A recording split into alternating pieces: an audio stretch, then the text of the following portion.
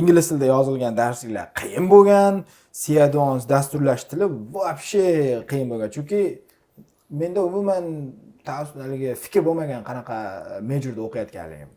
Lekin mana shuni tushunib yetgunimcha ancha vaqt ketgan.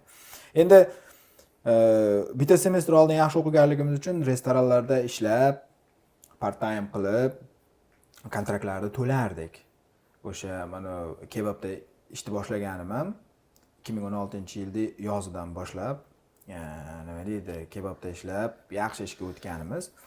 Lekin qishidan boshlab qiynalishni boshlaganman.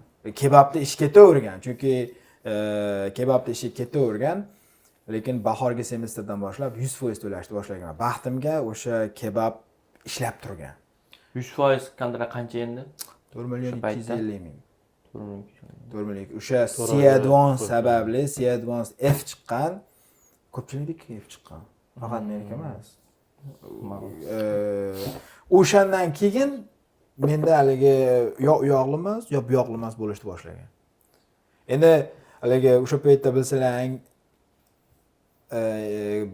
balkim To'g'jon extension qilmagansiz to'lovlar bo'lib to'lashga hech. Men bir marta 100 ga tushganimda qilganman. Extension qilganmisiz haligi to'lov olmasdan?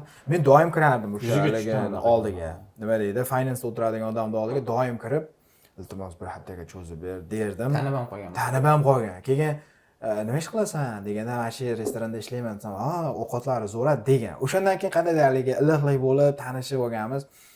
Keyin o'sha restoranda men ishlaydigan joy bekilib ketgan. Sadirlik bekilganda shunchaki, chunki hali power bilan boshliq urushib qolgan.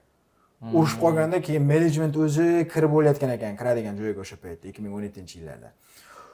Ertasidan bekildi deb bekilib kelmay ekan, narsa qilmay qo'yinglar degan, kelmay qo'yinglar. O'shanda boshlangan. Endi 500 ming atrofida pul ishlagan ekanman, lekin 1.200 qancha edi? 1.250 mingmidi? Shunaqa. 1.227 ming to'ladi. Ha, 1.227 ming atrofida to'lov qilishim kerak bo'lgan paytda.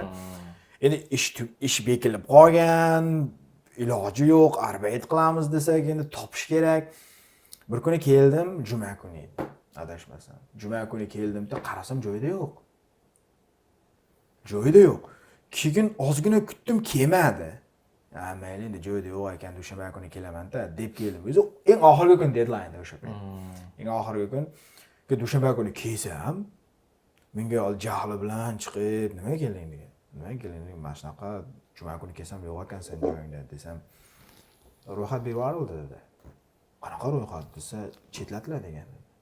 Shu kontrakt to'lamaganlarni nima deydi ro'yxatini migratsiyaga berib yuborish uchun departamentga chiqarib yubordim degan.